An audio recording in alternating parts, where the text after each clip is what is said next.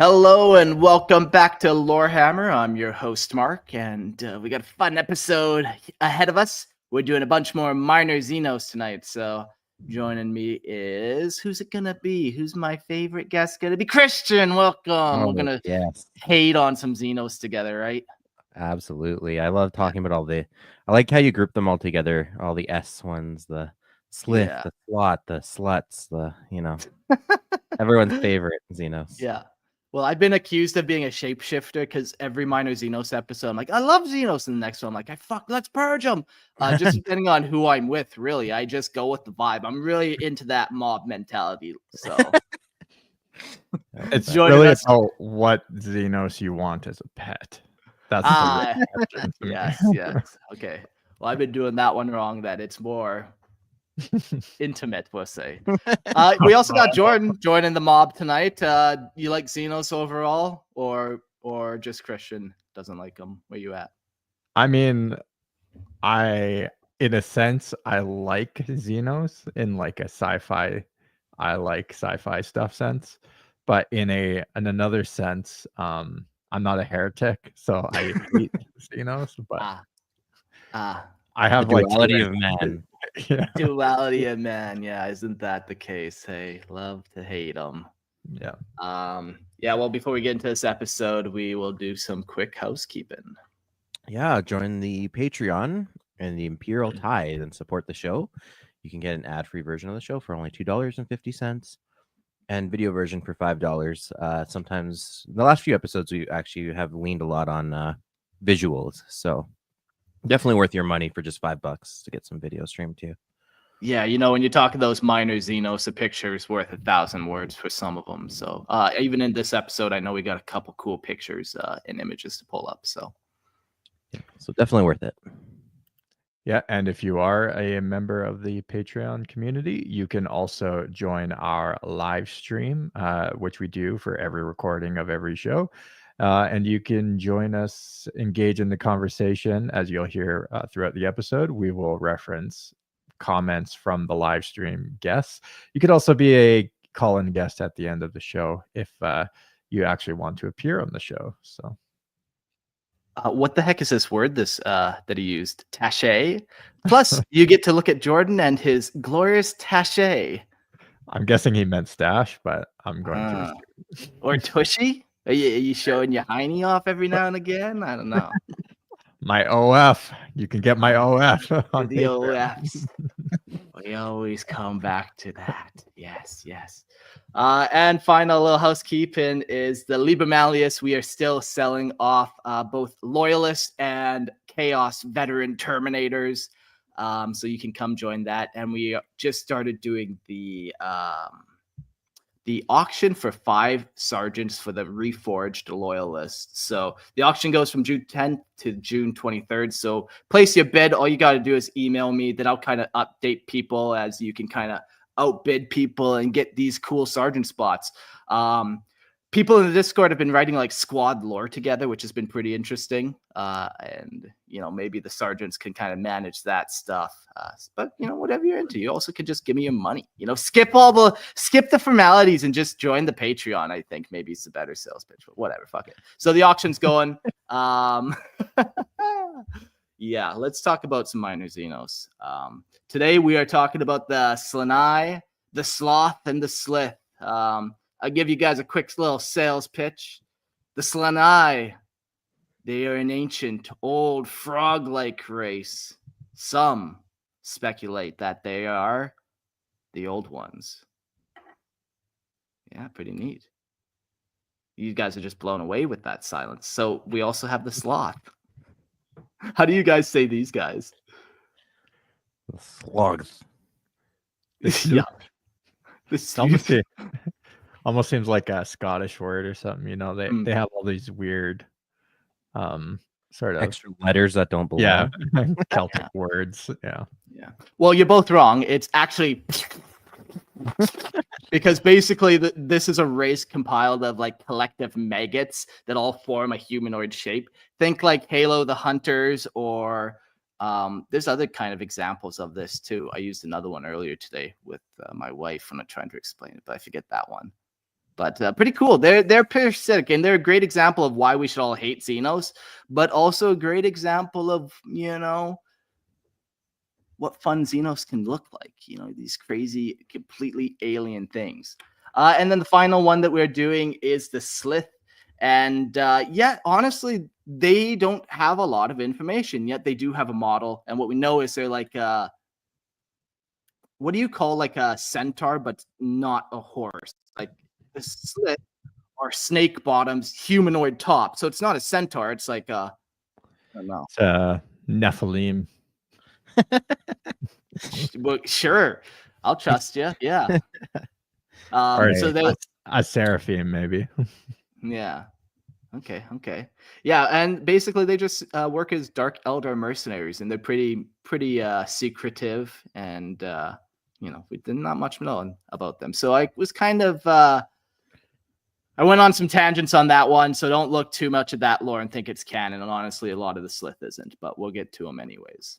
Let's start off with the Slanni, though. All right. The Slanni, also known in whispered tongues as the Old Slan, are beings of deep wisdom and stranger origin. Their minds vast and veiled in enigma, amphibious in form yet celestial in purpose, they move through time as echoes of a greater design. Across forgotten epochs, they have stood alongside the most inscrutable of powers, the Old Ones, those ancient architects whose very nature is lost to all but myth. Whether the Slanni are kin, servants, or fragments of the Old One's will is a secret known only to the stars and the darkest corners of the void.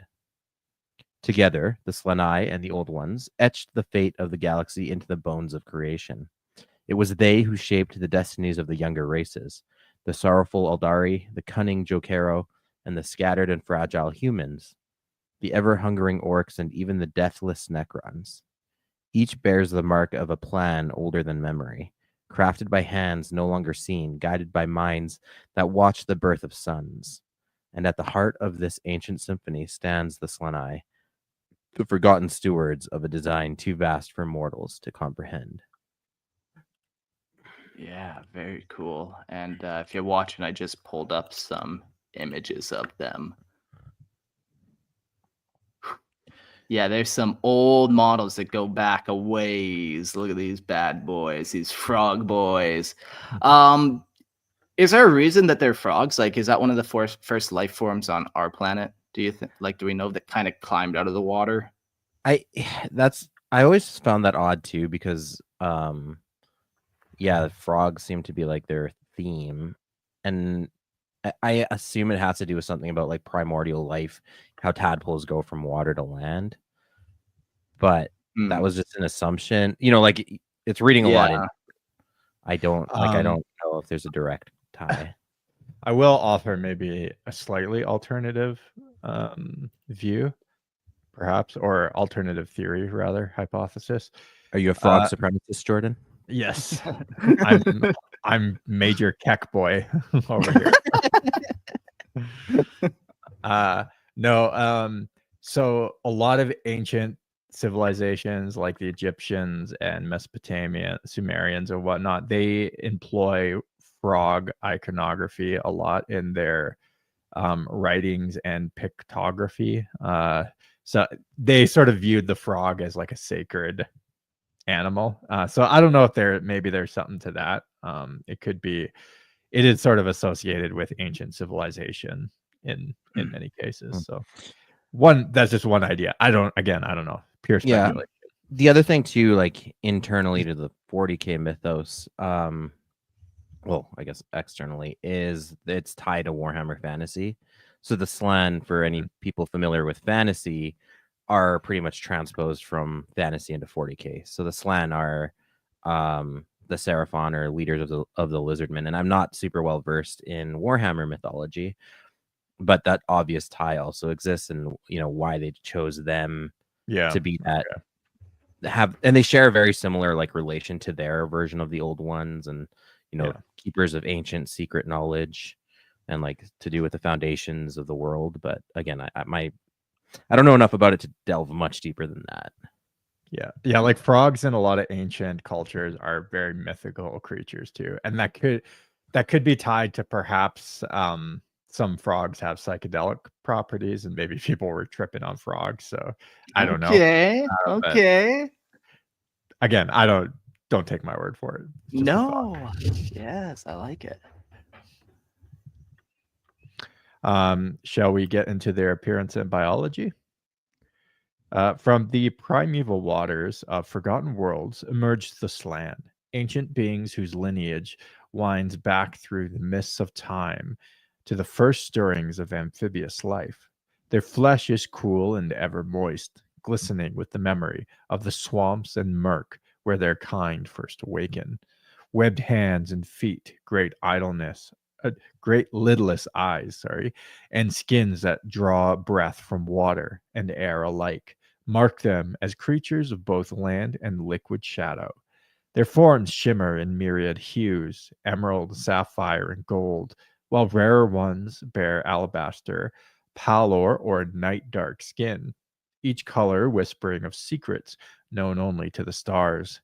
Some are striped, others mottled, their markings telling tales of clan and kind and tongues older than speech. Among these mysterious beings, those with vivid skin often shine with rare gifts, brilliance of thought, command of craft, or powers of unspoken. They stride with quiet majesty, 2 meters tall, though the females, larger still, bear an added weight of presence and power in the forgotten aeons of the galaxy. The old Slann, those who first charted the heavens, were known to wield minds like suns, vast, radiant, and capable of warping the veil of reality itself. Their descendants carry that echo still, and within their ancient eyes flicker embers of a might that once moved stars. That's pretty sweet. That's a kind of cool mythos around them. Very mystical. Yeah, and thanks to you, though, I couldn't focus on it because all I could think about was licking one of these guys and having a psychedelic trip. Even like the one line that I really like: among these mysterious beings, those with vivid skin often shine with rare gifts, brilliance of thought. There it is. You can lick them and get brilliance of thought. I'm sure you can. Yeah. No, Or you'll just drop dead because it's so incredibly toxic. Yeah, cool. Yeah, maybe we'll wait till the end to say, do we think they are the old ones, like the remnants that maybe changed their names, or somehow like a de-evolution, like a Cork to Orc example? But that question's also kind of going through my mind here of where they kind of really are. But maybe their powers and abilities will give us some more insight. The Slann are unrivaled in their psychic prowess, ancient minds attuned to the hidden forces that bind reality. Their greatest individuals, known as the Great Mages, can reach across the Imperium with a thought alone, shaping the warp like clay in their grasp. These beings do not merely cast spells or manipulate energy, they commune with the very spirit of the galaxy, navigating the tides of time and fate with eyes unclouded by mortal perception. It was the Slann who first recognized the powers of chaos and warned the ancient Eldari of the doom to come.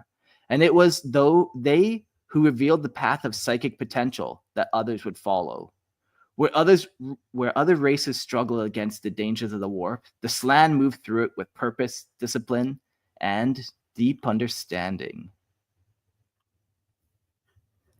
Yeah, cool. So they definitely, go hard. They're so similar to the old ones with like that psychic mastery and how they kind of,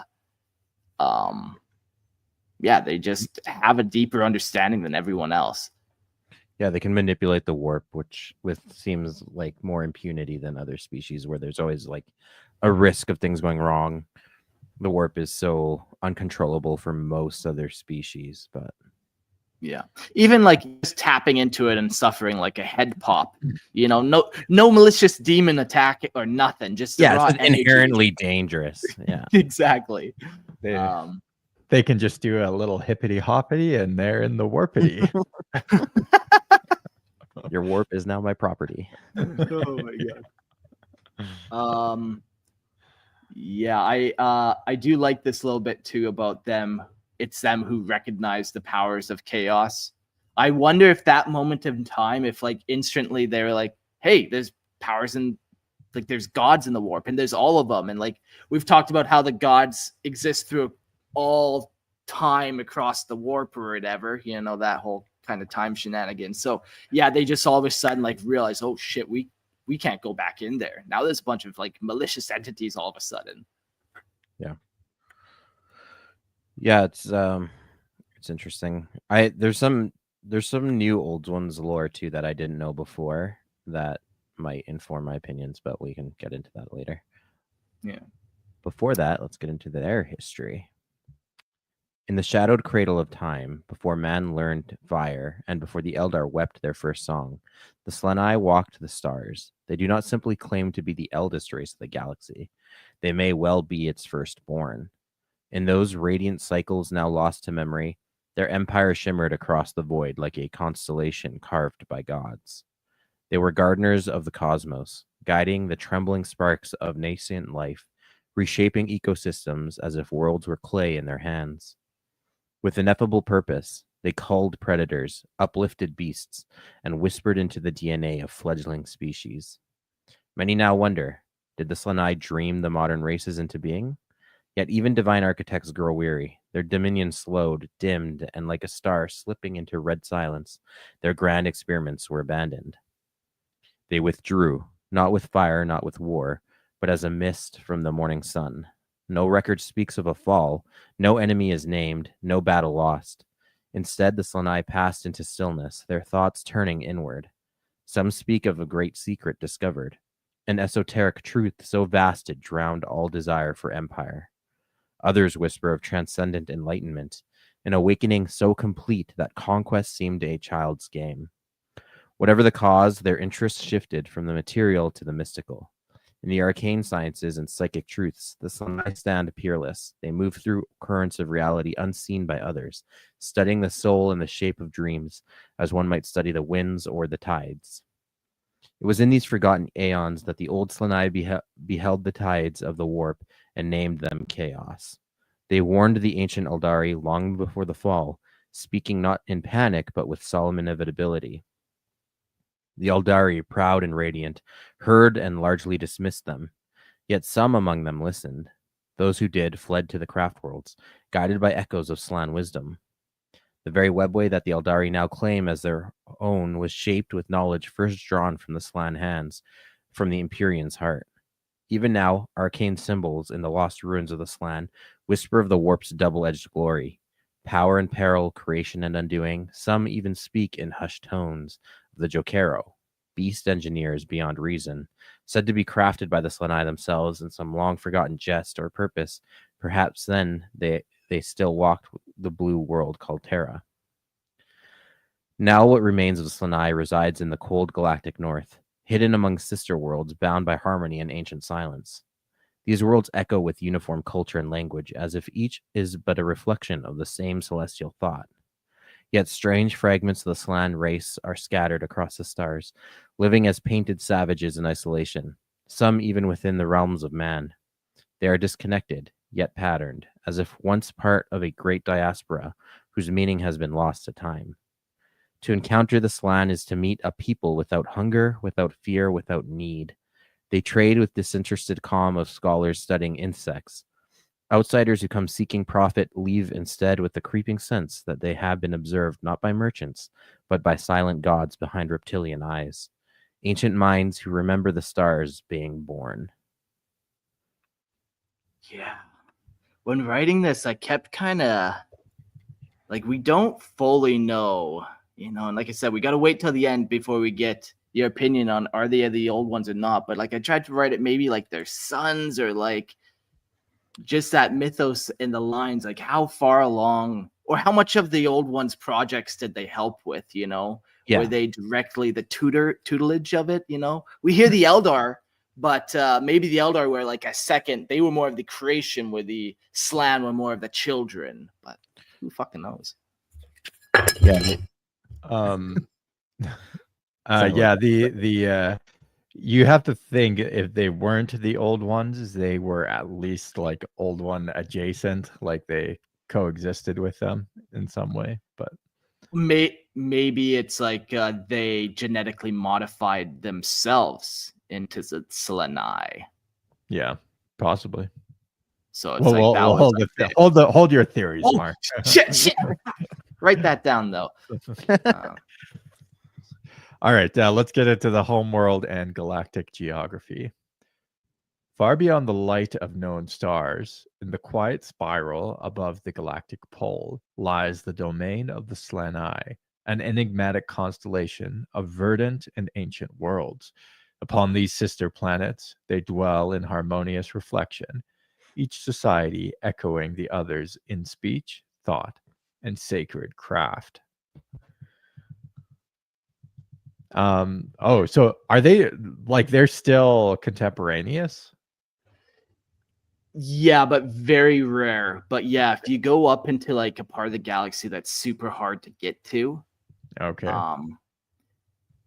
like it's up above like the maelstrom where like the warp like that big warp rift is, and like yeah, so they kind of exist, but also has anyone been up there to check on them the last 1,000 years?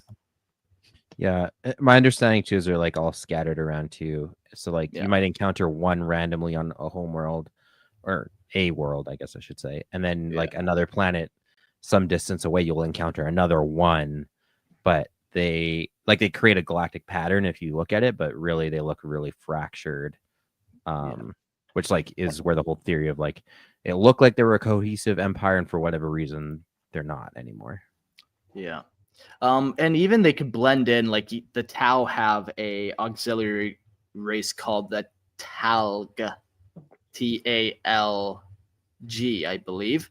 But they're like a frog people, so maybe people just think that they're them, just blend in. So you don't really, they're not going around and sharing that they're like the direct descendants and like, informing people of all this and sharing their secrets. They're not like a Harlequin-esque type vibe. They are very reserved. They kind of almost remind me like the Galaxy's version of one of those really old Amazon tribes that almost no one interacts with ever. They only see them on like satellite images.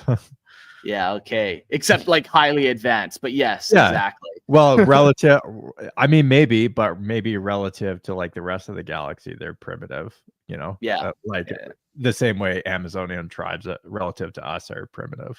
But. Sure. We got some fun comments. Purge says, so they're like Murlocs or smart Murlocs with guns and spaceships. Aren't those the things you can kill in World of Warcraft? No. Yeah, they're called Murlocs. I'm pretty sure those are Murlocs. He's saying Morlocks. Oh, Morlocks. Oh, okay. Yeah, which are from. Fuck, I couldn't read. That's my bad. No, but that could have been his intention because that makes more sense than Morlocks, because Morlocks are like a cave dweller, like or like Murlocs are amphibian. Like yeah. So maybe he did mean Murloc, but he wrote Morlock. Okay. Purge asks, you think they knew about the Nids before they arrived in the galaxy? I think so. And my reasoning for that is they're like super psychic, these guys. So I feel like they would probably sense that shadow and the warp coming. Because even like, I believe there's like a story of Chief Librarian Tigerius of the Ultramarines who like knew the Hive Fleet was coming and reached out to it before it was even in the galaxy or something like that. I could be a little wrong on those details, but I feel like that's... Would it matter though? Like, it's not like they would do anything to stop it or change it or...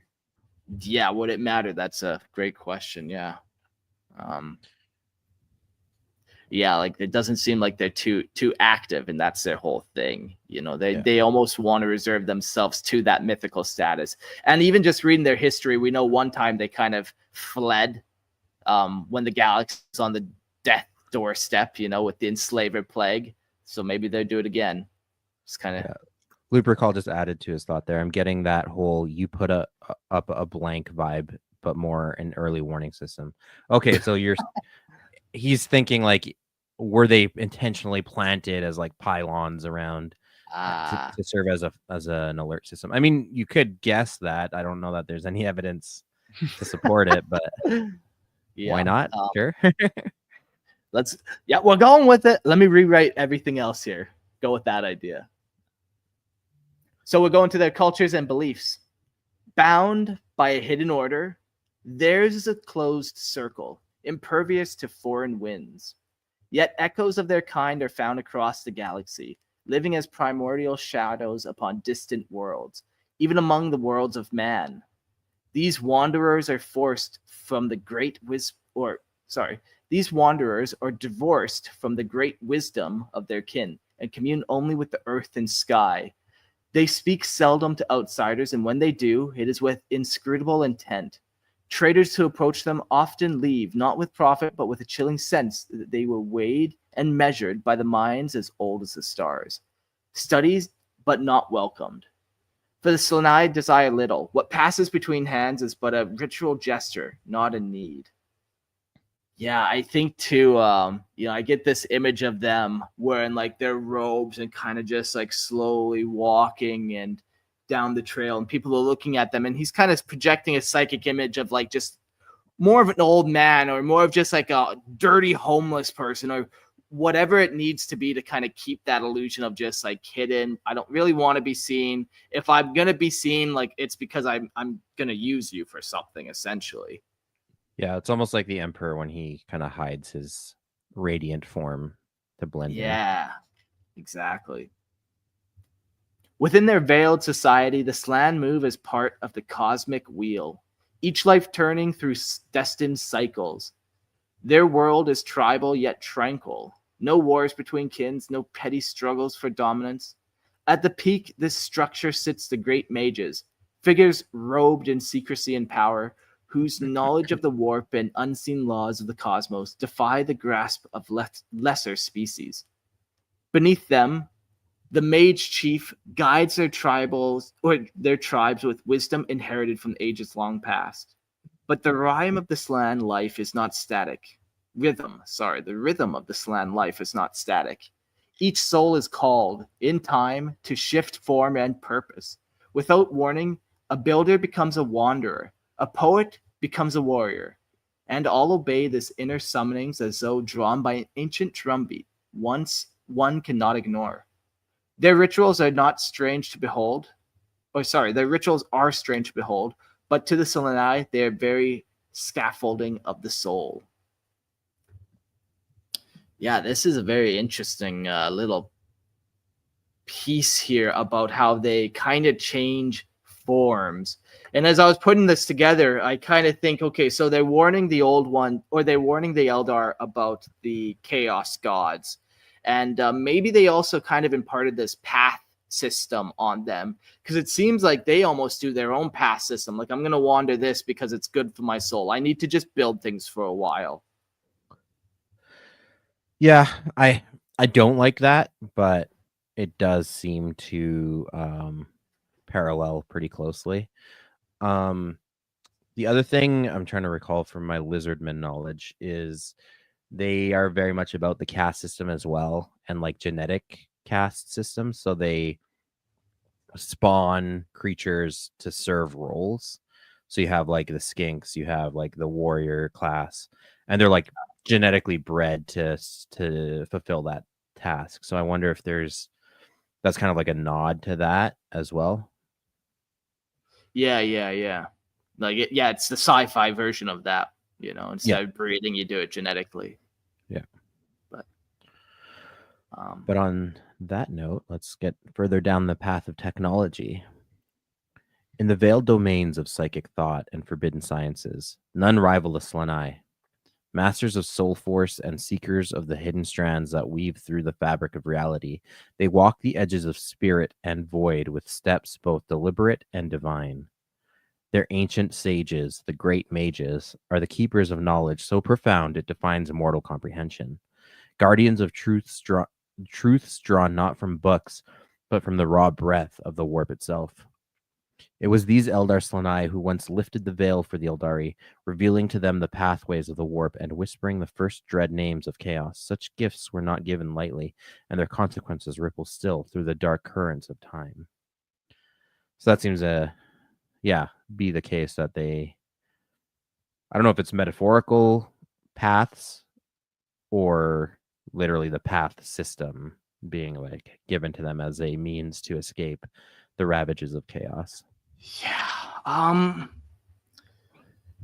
Maybe I gave a little canon disclosure about the Sslyth, and the Slanni are, not that I was trying to stretch the truth on them, they're like written intentionally like vague sometimes or contradictory, and there's been a couple versions of lore changes for them or kind of like weird shifts.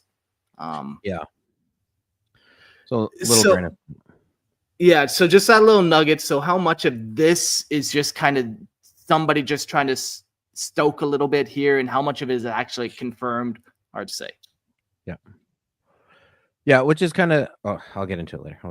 It ties to my overall point with these guys, but I'll save it for the end discussion here. Okay. Though steeped in contemplation and mystic lore, the Slanni are not without the tools of war. Each tribe hoards armories of vast and unknowable age, artifacts passed from hand to hand in ritual gift-giving, their origins lost to fallen stars and extinct empires. Among these sacred caches lie relics of forgotten alien craft. Yet the Slanni warriors, braves of their kin, march not clad in divine relics, but in arms familiar to younger species. Lasguns, energy blades, and devices that hum with restrained power. Their leaders bear weapons of disruption and command, power gloves, axes humming with ancient force, and minds shielded by energy fields. Armor among them is more symbol than shield, padded vestments woven with meaning and mystery. Protective fields shimmering around them, and their vision is altered by alchemical rites of light and lens. Even their speech, cast across distances, flows through the unseen threads, for every Slanni bears the means to speak across the silence and time. That's so funny that they're like super advanced, but they like to use lasguns. Yeah.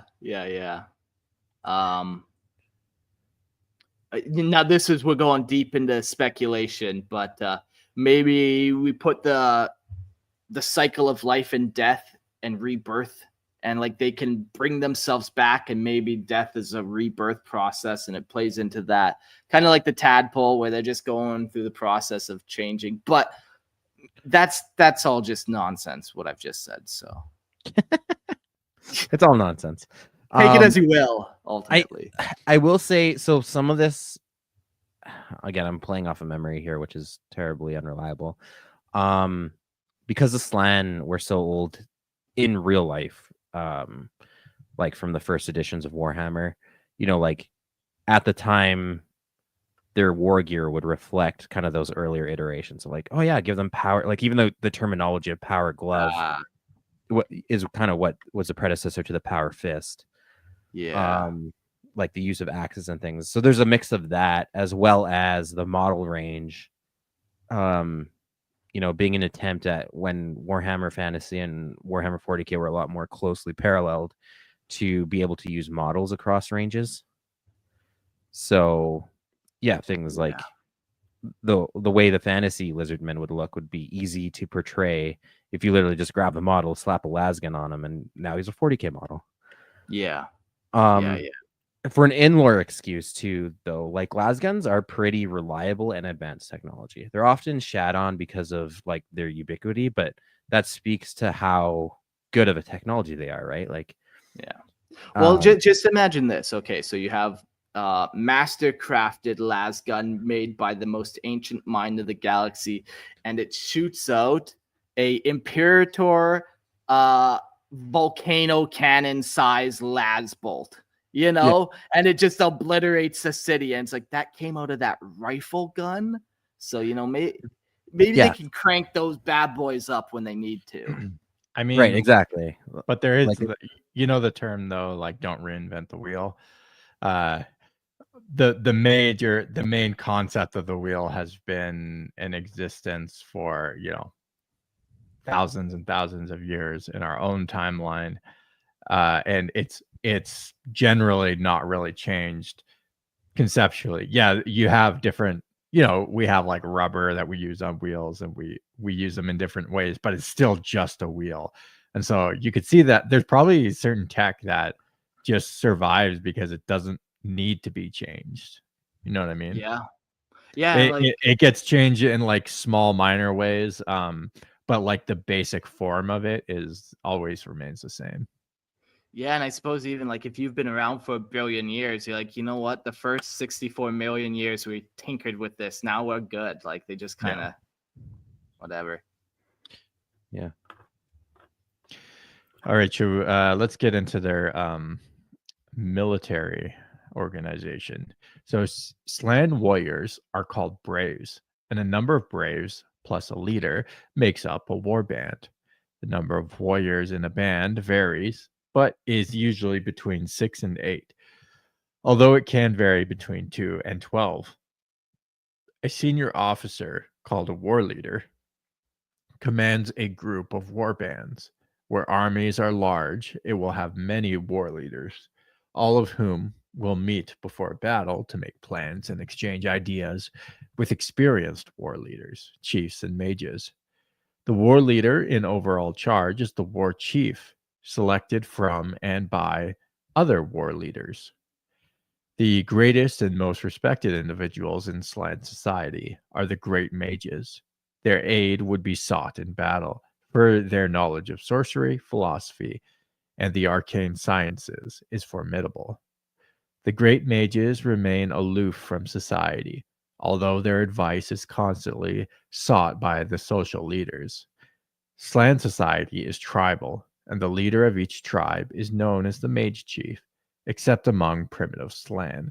Tribes never fight each other, and tribal relations are peaceful. The concept of the war band is important to the Slann attitude to life. Every Slann is expected to live its full life according to a strange, mystic, and largely unfathomable ritual, as part of which the individual passes through life stages. The calling to a life stage would seem a real and almost unstoppable thing to a Slann, and can happen at any time, so that peaceful technician may become a wanderer, a warrior, a hermit. Once a Slann feels the call to become a warrior, it joins one of its tribe's war bands, or forms a war band of its own. Because of this unpredictable recruiting method, war bands change all the time. Okay, that's kind of a unique take on how their society sort of functions and what people's vocations are. Yeah. Do you think it's the same for everyone? Like maybe the time varies between, but you always go from like a wanderer, so you can gain some life experience, then you go to a builder, then a warrior. Do you think it progresses like that, or it's just random? I think it depends. Again, if you go back to what I was saying about the Warhammer fantasy parallels, are they genetically bred to be a certain way? In which case they're like locked in.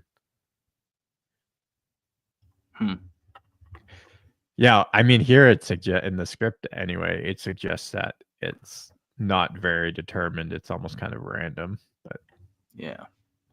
Genetics can be random. In fact, genetics is mostly random.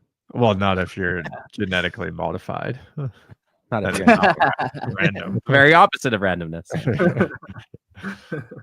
All right. Every Slann tribe maintains a huge stock of weapons and equipment. Tribes often exchange items as gifts, and many pieces are of an incalculable age. Some equipment kept in this way derives from ancient alien cultures, now dead or forgotten. However, very little of this equipment ever filters through to the braves, most of whom use weapons similar to those employed by humans and other races. A typical warband will be equipped with lasguns and may include up to 3 individuals with special weapons. Favored special weapons are beamers and graviton guns, although lasers, heavy lasers, and other weapons are used too. Slann braves all carry some sort of close combat weapon, often a simple melee hand weapon, such as a mace or club. Leaders have neurodisruptors and may have the equivalent of a power axe or power fist. The Slann prefer to rely on energy field armor rather than physical protection. Armor is worn, but has mostly a mystic rather than practical function. This takes the form of a padded chestplate, similar to flak armor, and giving the same protection displacer field armor is standard amongst land braves. In addition, all Slann carry communicators, and warriors are given photochromatic injections. Hold on, sorry. Photochromatic injections. You think, like, what does that mean exactly? I don't photochromatic, maybe like some sort of light injection of some kind. Yeah, like I think either one of two things, either like some type of camouflage where they're reflecting light and blending, or maybe just like it's like skin pigmentation. Yeah, I'm thinking it's like a what do you call them? Chameleon. Yeah. Photochromatic is defined as capable of changing color on exposure to radiant energy as light. Okay, yeah, cool. Yeah. Or photochromic. So photochromatic would come from that, but yeah. Cool. Slann costume is very exotic. At first glance, this makes them look very primitive, with fur skins, feathers, and religious tokens hanging from their bodies and equipment. The impression is reinforced by the skin paint, which they decorate their bodies, and by ritual tattooing and scarring. In fact, all of these practices are connected with the esoteric Slann mystical philosophies and are somehow meshed up with their whole attitude of life, the universe, and their part in it. Individual warbands adopt color schemes, as braves will often fight only for a short time before being called to some other activities. Warbands are always in a state of flux, and uniforms are impermanent. It is kind of interesting. They aren't very collectivist as like many other species in the galaxies are. They seem to have very much an individualistic flair and are open to change. Well, Jordan, as the most above society, they should be. Right? Yeah. So progressive, these Slann. Slann use vehicles entirely of their own design, most of which are walkers or combined hoverers and flyers. As with weapons, the Slann maintain a vast reserve of vehicles which are available to those forming warbands. The type of vehicle a warband might be permitted to requisition depends upon the leader's standing in the society. Various aspects of his life so far, and most importantly, upon mystic divination. Selecting a vehicle which will bring the warband luck necessitates careful calculation, similar to that of casting horoscopes. The Slann regard the vehicle as a member of the warband and have ritualistic regard for all of their equipment. The Slann fight for reasons beyond the understanding of other intelligent races. A warrior is fulfilling an important part of his life cycle. It sees the immediate goal as fighting and wouldn't think it appropriate to consider why this is. A Slann would no more think of tactics than it would question the act of war. When Slann troops are obviously doomed, they will die fighting. Defeat is not a Slann concept. Slann fight for the love of fighting, not to win or lose, and a gallant defeat is just as good as a glorious victory. Many Slann believe that they are fated to die as warriors and are perfectly happy to do so. Yeah, that becomes interesting because I feel like that's not the vibe you would get from them. This like super old, ancient, almost immortal, godlike race would be more likely to like flee than risk their life in any meaningful way. But yeah, they when they cycle between these cycles, they just go all in. Yeah, I'm sort of curious. Like, did we? I don't know if we cover at all like their breeding patterns.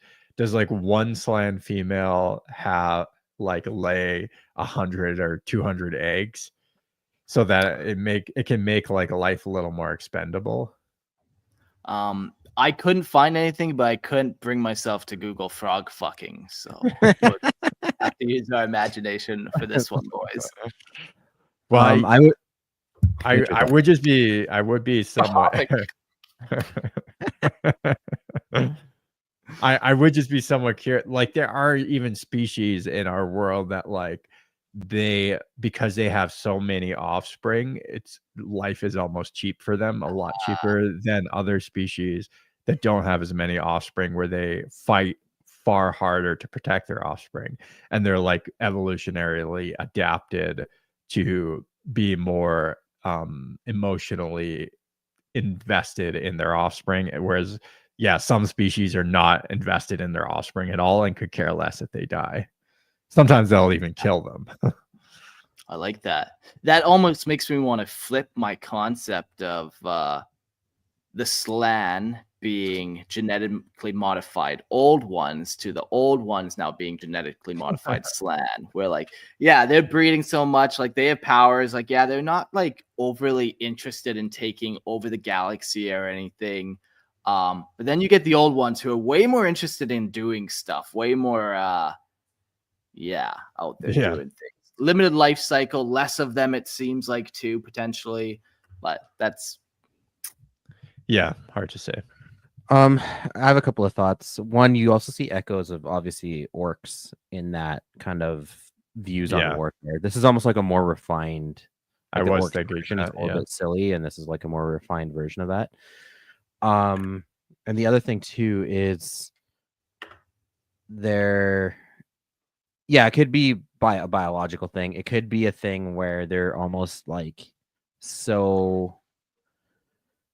they believe in some kind of resurrection cycle or something that would fit in kind of with that theme of like rebirth and cyclical natures, where like they don't care if they die, or like a lot of warrior cultures too, like it doesn't make sense to us because we lack that sense of warrior culture in the modern age for the most part in a lot of cases. But there's like all kinds of ancient cultures like Vikings, Aztecs, like warfare was really tied to religion. And so it's like Valhalla. Sure. Right, exactly. So like death, you're thinking of it in a very pragmatic sense of like, oh, if you're an advanced alien race, you would avoid death at all costs. Well, not necessarily. Not if your belief system didn't fear death, right? Like it's just natural, or it's a glorious thing to die in battle. Or you get resurrected. Like the Eldar Yunari, they can resurrect themselves from the warp with their souls and stuff. So it is something that they could potentially have mastered. I don't want to I would use that as a separate example, only in that like resurrection implies like a lack of fear of death, because you'll come back, versus like death itself being an inherent good. A glory. Sure. So the two distinct concepts but similar. But any number of those could also explain their attitudes, I guess.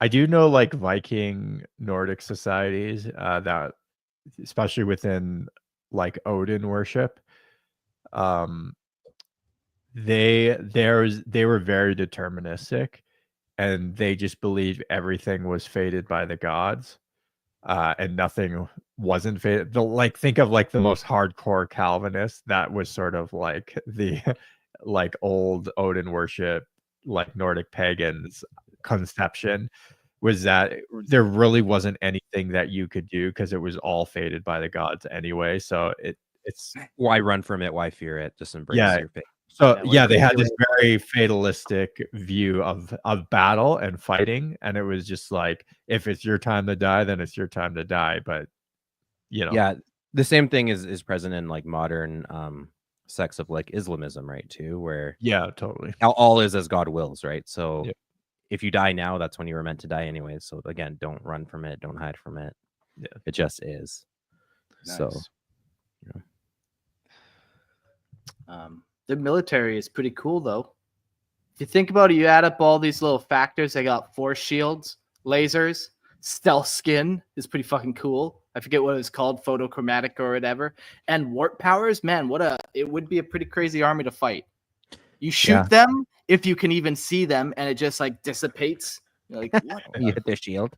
Yeah. Like, Yeah, I'm getting. You mentioned Halo earlier, Mark, and I'm getting strong elites, Halo Elite vibes.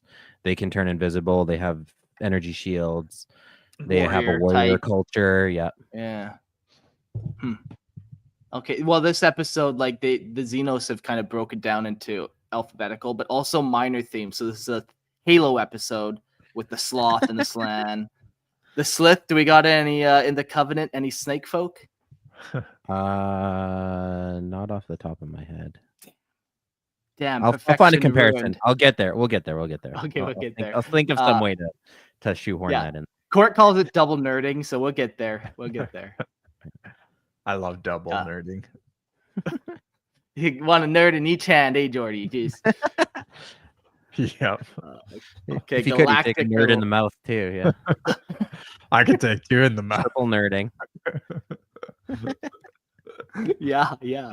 Double That's penetration, baby. Of lore into your mind. Yeah, exactly. Yeah. Galactic relations. The Slann walk apart from the younger races, their presence like a fading echo of the galaxy's first breath. To most, they are myth, ancient architects spoken in the hushed reverence of forgotten texts. When others burn with ambition, the Slann remain distant, inscrutable. They do not conquer, nor do they seek alliance, for their interests lie not in dominion, but in the vast unfolding of destiny and pattern. They do not appear silent observers on the edges of the Xenos wars or in the depths of ancient ruins. They offer no parley, only presence. To the Eldar, they're ghostly ancestors. To mankind, unknowable enigmas. Even the orcs speak of the old frogs in a strange, broken legends. The Slann do not seek friendship, yet neither do they strike in hostility. Instead, they study. They remember. In moments of rare contact, the Slann have shown a particular, almost detached mercy, intervening in moments of dire consequence or vanishing just before doom unfolds. Their warnings to the Eldari before the fall echo across the millennia, a testament to their foresight. Some whispered that the Slann still guide the fate of lesser species from afar, shaping outcomes not with armies, but with knowledge whispered across time. Yet just as often, they remain entirely absent, indifferent to suffering, untouched by pleas. Other races may cross the stars in ships of war and light, but the Slann drift through the currents of meaning itself. To them, or to speak of relationship with the Slann is to misunderstand them. They are not participants in the galaxy's dance, but they are an ancient music that plays unheard in the deepest silence. This watcher looker vibe, I think, is very important to the overall vibe of them, for sure. They're not engaged, man. And also, if you guys want to share your theories about them first, maybe we could do that now. Do you like them kind of being old ones? Maybe they're proto old ones. Maybe they're genetically modified. What are we going with? I want to go with leaving the mystery open-ended. That's what I'm the strongest. No. But like, I know. Cop out. No, it's not. Speculate, you son of a bitch. It's fun to speculate, and I will speculate. But I want to say my preference, my most greatest desire is that they do not Horus Heresy this and explain away all the mystery. Yeah, sure. So having said that, I like to think of them more so as a secondary race rather than the old ones themselves. Only because the Necron. The Necron seems so much more advanced than these guys that I struggle to put them on the same level if these were the old ones. Granted, they could be a devolved version. I could go with that. I do like that they exist, and I definitely would incorporate lizardmen from the fantasy range to represent them on tabletop because they have some really cool models. So I do want them to be around as they are. I disagree with that lizardman thing that you keep saying, to be honest with you. I don't think that's the best model used. Like, that's a lizard, not a frog. Like, you ever... No. Okay, sorry. I should say the Slann part of the lizardman range is specific. on their floating Okay, thrones. okay. Yeah. Okay, They have a really cool. There is the one model that would be very cool. Or have you seen the Lord Kroak model? That thing is huge. It's Okay, very cool looking. Yeah. Let me look Yeah, I would at it. definitely like you slap those guys down on the table and use them as proxies. If they are even really proxies, they pretty much are just Slann. But yeah, I want them to exist. I want them to be around. I would prefer them as like a secondary species rather than being old ones themselves, personally. But I also do really want to know what the old ones do look like. Yeah. Jordan? I think I mentioned it earlier. I think I'm gonna stick with I think they were probably contemporaneous with the old ones. Maybe genetically related, perhaps. Cousins or something. Yeah, I'm open to that, but my guess is that they weren't the old ones themselves. I just feel like there would be more evidence to suggest such a important connection, or important import in galactic history. You'd think there'd be a little more evidence, because there's a lot of evidence for other things that are just as old, but it seems like these guys perhaps just live contemporaneously with the old ones. Yeah. Purge says, Day of the Watches in the Dark is my main speculation in regards to old ones. I really don't want to have take away for. Yeah, I don't know about them being the Watches in the Dark, those Dark Angel aliens. Sell me on it. Type up a 40-page rant and lay it on me. I think he's tying, because there is that whole like observational aspect to them. And there's that strong warp resistance mastery that Watchers also exhibit. I think physically, obviously, we don't know what Watchers look like exactly, but Watchers don't give off frog vibes to me personally, or size. If you look at what Slann look like size was, again, going off the fantasy models of the Slann Mage Priest, but it could be that Watchers are also a similar engineered species. We could go with that, but I unless Purge, you do have like a really like big connection you're gonna drop in the chat there, but 10 minutes later you'll drop it on us. I think my speculation is I think either they were before the old ones and genetically modified the old ones, and the race kind of split. Like when humanity reaches this point where like we can get cybernetic upgrades and stuff, there will be humans who are like, I'm not touching that stuff. And the race will split and start to like have two very distinct evolutionary paths of bionics and like weird genetic enhancements and stuff. So I think that's kind of the split. There's kind of who's which side of it is hard to say, but yeah, that's what I'm thinking. I will say the whole ancient aliens devolving trope is a thing. Star Wars has two really prominent ones, the Qua and the Rakata, both experience very similar falls where they're like super advanced ancient aliens and they like devolve to the point like one becomes pretty much like a dinosaur and the other one's like become just savage barbarians, but they used to be like galaxy spanning empires. So it's not unheard of in other franchises that these could be devolved forms of old ones. Yeah. I will say there are some human civilizations that devolve not evolutionarily or biologically, but they devolve civilizationally. It has been observed a few times. Like there's some societies in kind of the Southeast Asia region that they've found that were pretty advanced, and then they got cut off by a flood or whatever, and then one part of the civilization just completely devolves and becomes way more primitive than they were before. So there are examples of that.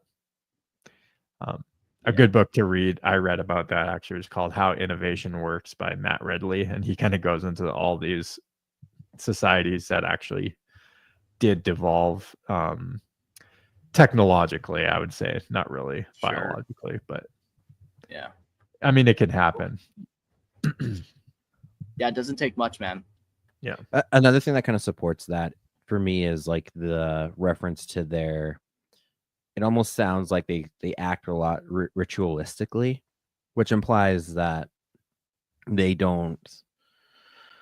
I don't want to say they don't know how things function, but the ritual aspect of it makes it like it just reminds me of like the Mechanicus, right? Where like they don't fully grasp what it is they're doing or why they do it. They just do it and it works.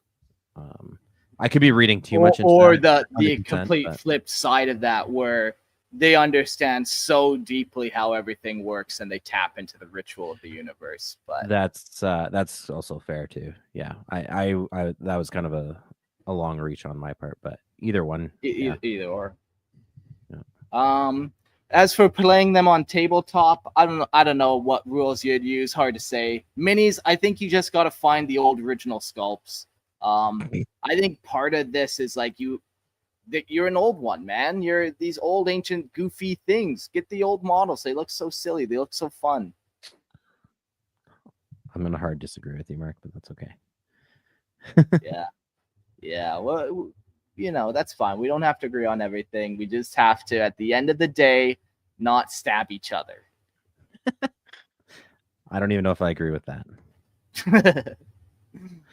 Oh man.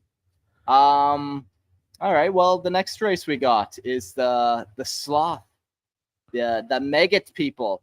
We're gonna start off with a fun quote here. The worm that walks has come for us all. Found carved into a bulkhead. Watch post Hazaroth, Century 17. All hands lost. Attacker unknown. 123 M40. The worm that walks. Fuck, man. Of all the races, you can hate this one the most. It's just so gross and foreign and parasitic, and yeah. You're trying to kill it. You're stomping on it. You're just squishing worms on you. You'd be like, fuck, this is even worse. Yeah. I'd rather not. Yeah, freaking maggots have like an inherent association with disgust, as they should, with like rotting and death and all that. But yeah. Few names spoken in hushed tones by the order of xenos evoke the same chill as that of the sloth. A species so alien and malevolent that even seasoned inquisitors hesitate before acknowledging their existence. Cloaked in conspiracy and rot, the Slaugth have seeped into the hidden layers of galactic history, puppeteering events from the shadows. Their presence is felt not in open war, but in the slow, creeping corruption of empires, and in the silent decay of worlds where the dead do not rest. Whispers speak of entire civilizations dismantled without a shot fired, their leadership hollowed from within, consumed by something far worse than treason, trust in the wrong whisper.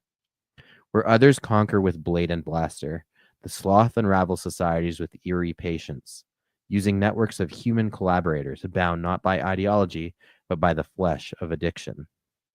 Their reach stretches far through mercantile fronts, criminal syndicates, and political agents, all manipulated through a blend of xenotech and psychoactive alchemy.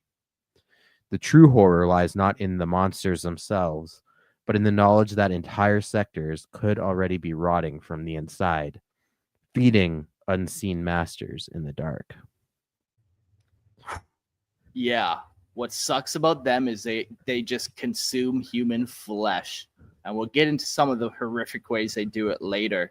But yeah, man, just truly in the darkest shadows of the Imperium lurks these creatures that just devour you entirely. Yeah, and it's not even just that they're predators, it's that they corrupt societies. Like they infiltrate and do political maneuvering and starts a cult that starts feeding him corpses of children, like destabilizing generations. Or like embeds itself with the criminal underworld as well as the political upper class. Like it can manipulate both even at the same time. Like very Darth Sidious, very. I'm not going to make any racial jokes, but I'm just going to throw that out there. Communist, Jordan. Communist. Okay. Yeah. Reminds me of communism. Slowly rotting your society from within. Parasite that just leeches off you. Tries to eat your corpse, but you're like, haha, my corpse is already rotten. Lupercal's already jumping in with, okay, the Slaugth are also giving me Watcher vibes, but it's Oh my god. where the Jekyll and Hyde thing. Good when they talk to the lion, and then when he's not looking, they are consuming people. You know, I don't hate that.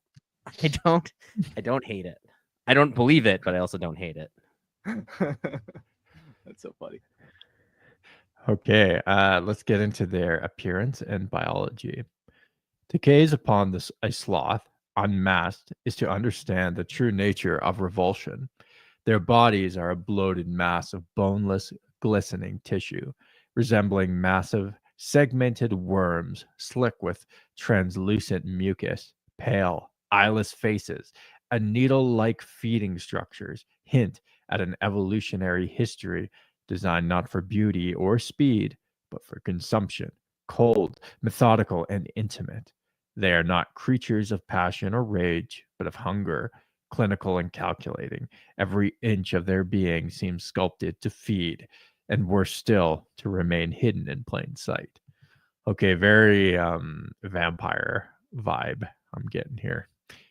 Wrapped in elaborate corpse-powered exosuits to appear humanoid, the sloth mocks the dead they consume. These suits are made not merely from flesh, but from memory and identity, fashioned from the bodies of their prey, animated with advanced technology and necrotic science. With these disguises, they infiltrate human society as benefactors, diplomats, and merchants, while behind the facade, the bloated horror writhes unseen. One cannot help but suspect that the sloth see all sentient life, not as rivals, but as walking meat, waiting to be harvested. Have you guys ever looked at like a predator in the eyes, alone in the Canadian wilderness, face to face with that grizzly bear, and you know the hunger? I'm looking at a predator in the eyes right now. Which one is it? Different kind of predator, though. No, I actually have not. Oh, me either. Well, I imagine it would suck looking in the eyes of a predator or in the eyes of the sloth as they want to feed on you. Jordan, You know, go ahead. Mark your old cat. Oh God. Those are the eyes of a deranged predator. That is funny, yeah, man. Yeah. Just from the way that they're described, I could like see them forming, secret societies and stuff and underworlds wherein like they plot and scheme to embed themselves into the social fabric, and so that they can harvest the cattle, the meat cattle. The meat cattle. Oh man. Lupercal says, we're just about to say, do savage cats count? Yeah, they can. One thing I love down in Panama is every time I go to town, I go get some fried chicken, and then I go find a pack of stray dogs or stray cats, and I hang out with them for a bit, feed them some chicken, eat some chicken, and you just... Oh, I thought you were going to say you fry some dogs and cats. No, I do the monkeys. Is that what you're supposed to do? You stay cultural. Okay. Yeah, I'm not in the Philippines. We don't do that here. I did ask, like, which animals are we allowed to eat? Horse? Is horse allowed? And they said, no, horse is no good here either. I'm like, good. Okay. So, the powers and abilities. The sloth wield technology that defies rational science, shrouded in a haze of rotting flesh and incomprehensible design. Their weaponry, disguised with human framework, emits entropy fields and psychic toxins capable of rending flesh to sludge or unraveling sanity in seconds. But it is not the guns nor the machines that make them terrifying. It is their ability to infest the mind. Through psychoactive drugs and mimetic conditioning, they manipulate the weak-willed, turning governors into thralls and soldiers into silent butchers. Perhaps their most dreadful gift is patience. The sloth do not strike swiftly. Instead, they infect. They build networks of corpse traders and black market aristocrats addicted to their alchemical substances. These human pawns, addicted to power, luxury, and the tainted gifts of the sloth, serve both as a buffer and bait. Where Inquisitor sees rebellion or corruption, the Slaugth have already moved on. Their presence obscured, their purpose unreadable. Their strength lies not only in alien power, but in horrific realization that you've never noticed them until it was far too late. Yeah, that's so cool, man. They just kind of go in and they just start kind of making these deals and trading people. And yeah, they don't want to go in and conquer a planet right away and have one big feast. They want to turn it into kind of like a factory farm of meat. Are they so bad? I was gonna mention that I wondered how they got people to work with them, because they're very obviously not human. So like for them to seduce you or trick you when they look so horrific. But that's where the psychic abilities, I guess, come in to turn people into their thralls. Yeah. Their technology is pretty wild too, and we'll read more about it. It's hard to understand too the limits of it and what it can do. It almost seems like it's one of those. It's like vibranium or whatever, except made of human flesh and can do anything. It depends on what you need to do. You can kind of just do it. Yeah, I think the part where it mentions framed and human, I think it's meant to disguise the technology to look like human technology, not that it's made from human. Well, that's a very different picture I have now in my head. I hate them still a lot, but not as much. Yeah, but it is interesting. Like you could use like a las gun or a power sword to represent the technology, but it does completely different things that you wouldn't expect. I see. Because it's hidden in the tech. All right, let's get into their history. The origin of the Slaugth is unknown, lost in the ancient past that predates most recorded Imperial history. Some claim they arrived from beyond the galactic rim. Others whisper that they have always been here, buried in forgotten systems and waiting for the fall of man. The Imperium's official records barely acknowledge them, relegated to redacted inquisitorial files and forbidden tomes. Yet every few centuries, a planet dies too quietly. A ruling dynasty vanishes overnight, and a familiar trail of flesh-dealing, rot-tinged decadence points back to the same shadowed influence. The Calixtus sector holds the most evidence of their foul presence, particularly in the Malfian subsector, where noble houses fall to whispers and pleasure cults rise like fungus from graves. The Inquisition has uncovered hints, secret trade routes, xenophagic cults, and ancient flesh markets, but never the Slaugth themselves. Like maggots in a corpse, they surface only when the host is too far gone to save. Some claim they were responsible for more than one planetary purge falsely attributed to chaos or rebellion. But even these admissions are spoken only behind sealed doors, in vaults where their silence is as sacred as truth. Yeah, so we don't really know where they came from or how old they are, but they seem to just appear places. So, like, were they always there waiting, biding their time? Were they awoken at some point? Or did they come to the world from like on a ship somewhere and then slowly infiltrate the society? If you leave an apple on your countertop and it develops maggots, and you leave it there for 1,000,000 years, does it then turn into one of these? Maybe. Just one maggot. And that's why fruit is unhealthy for you. That's why. Stay away, kids. Okay, let's get into the homeworld and galactic geography. No known map bears the location of the Sloth's homeworld, and perhaps it never will. The few fragments retrieved from Xenos data caches and mind-shattering agents suggest a place of endless decay, a planet soaked in biochemical sludge and shadow, where cities are built of bone and fed by corpse conveyors stretching across continents. This world, if it exists, is not one the living could visit. It is a graveyard god realm, where death is not an ending but a resource. Some believe it lies in a pocket dimension, others in the hidden voids between stable warp routes, places only madmen and monsters can reach. Ooh, so they could be sort of could the implications of this be that they are some sort of warp creature if they were in the warp? Or am I going too far out there? Warp or other dimensional. Is there a difference? What's the Yeah, difference? like there. Okay, well, okay, There so are maybe I pocket guess. dimensions, like a Necron. Okay. Yeah, so the warp is a parallel dimension, so it mimics ours. So there are alternate dimensions. There are all types of weird ones. So what makes the warp unique is that parallel nature of it. But yeah, there's Okay. also pocket ones with all their own rules and all that kind of stuff. Okay. But that would be the most horrific pocket dimension. Between this and the Necron flayed one's pocket dimension, where you just go there, it's conveyor belts of flesh and gore. Ugh. I used to be an electrician, and we would work with metal cables, and you would sweat, and the metal would sweat onto your hands, and you would smell like this metal, human, sweaty. It was rank, man. It was the worst. And the pocket dimension would be 10 times worth, I'd imagine.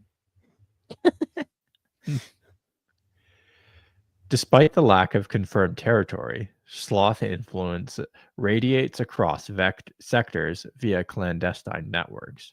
They are known to frequent the periphery and other lawless zones, seeding influence through rogue traders, xenos smugglers, and corrupt planetary elites.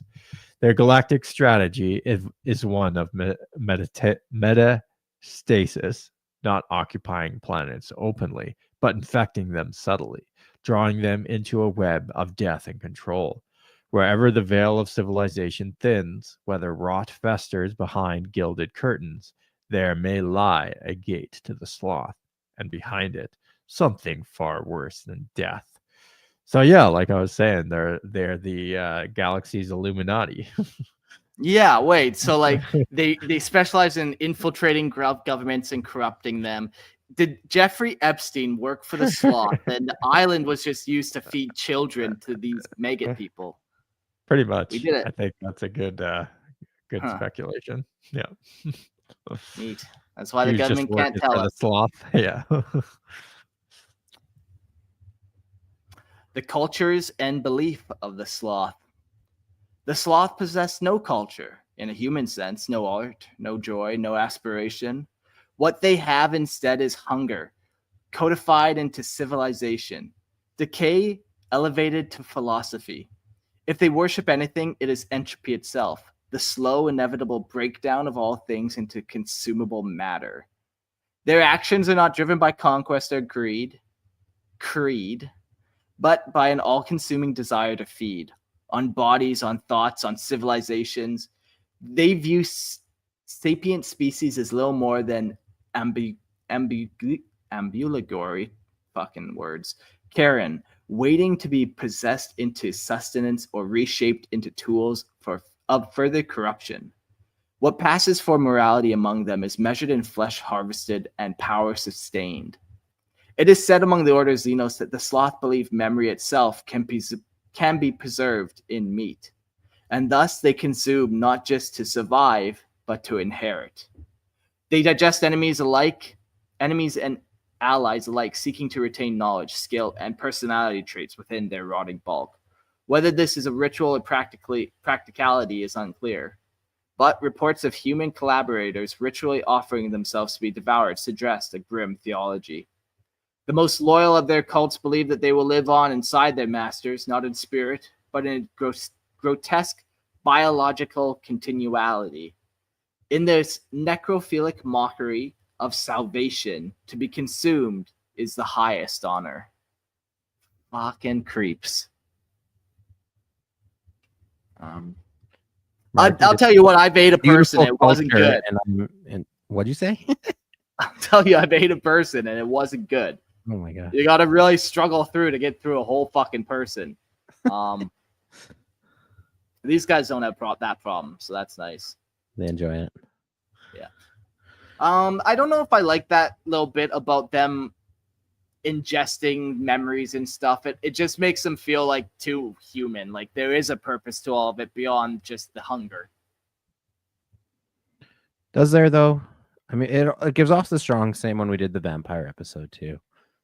Some like it's an alien mind. It could be driven by simple needs, right? Even think about Tyranids, like all like such powerful genetic evolutionary control, like I guess technology for lack of a better word, and it's all just to eat. Like it is I the most suppose. base purpose for existing, but also like the like it's beautiful in its simplicity. Fuck.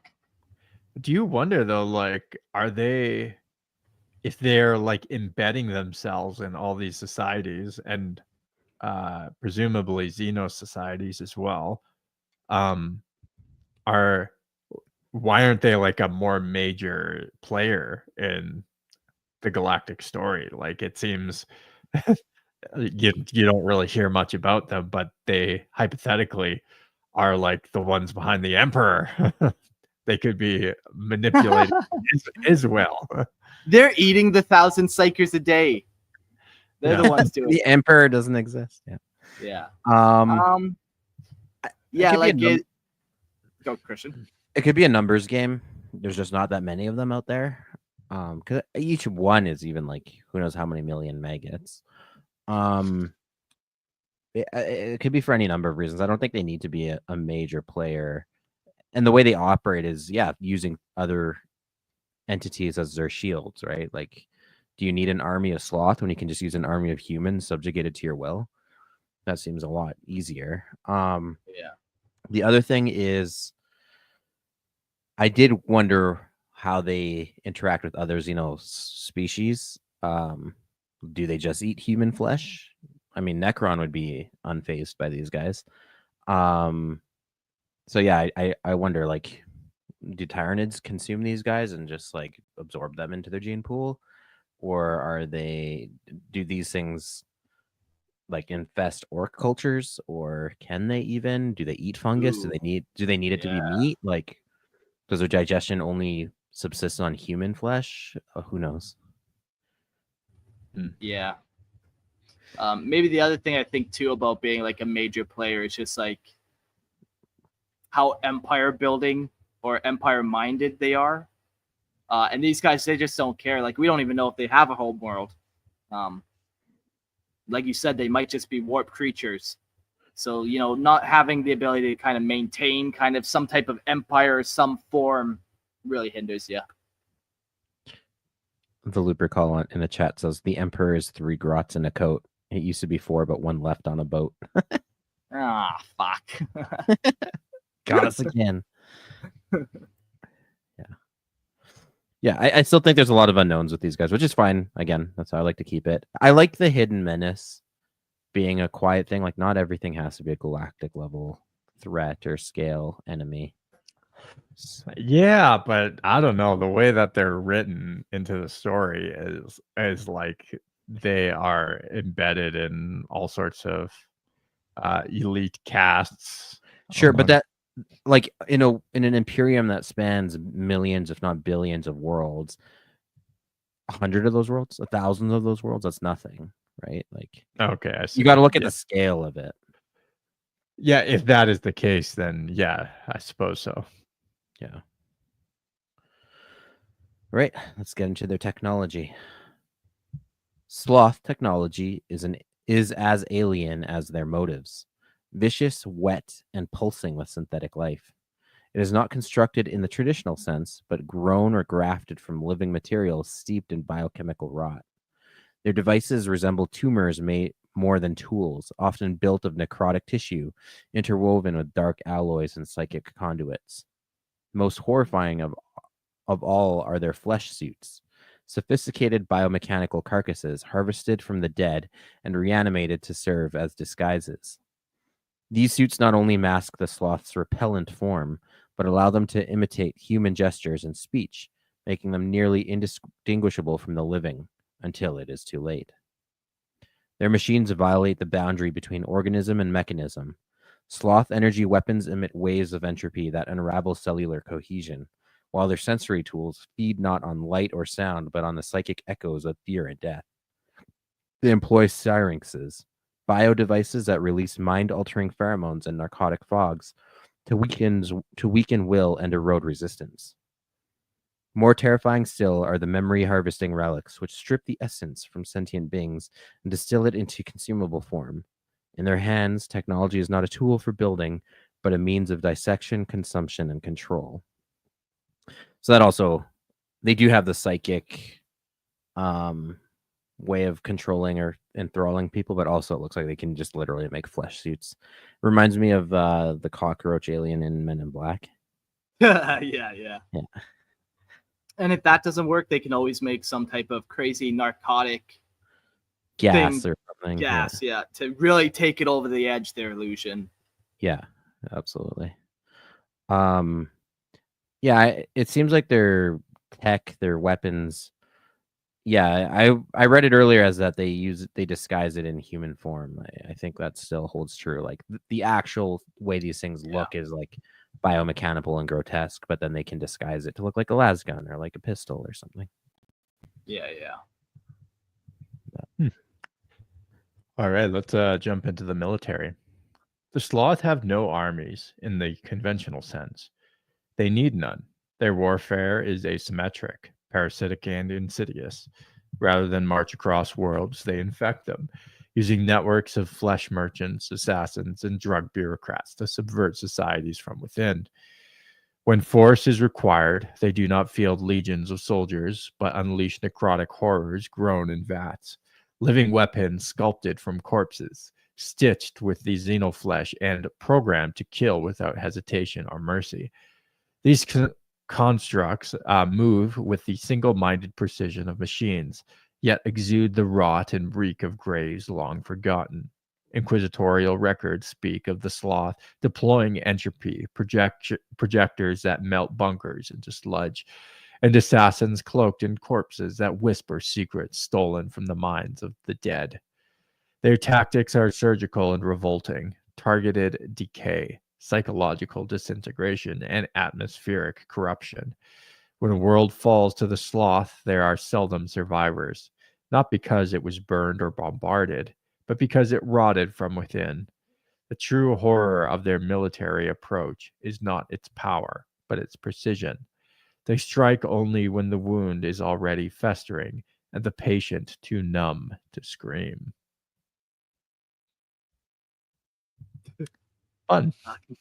Fun, real fun guys, real neat. Well, at least we know that they're not corrupted by the military-industrial complex. Oh, thank God, yeah.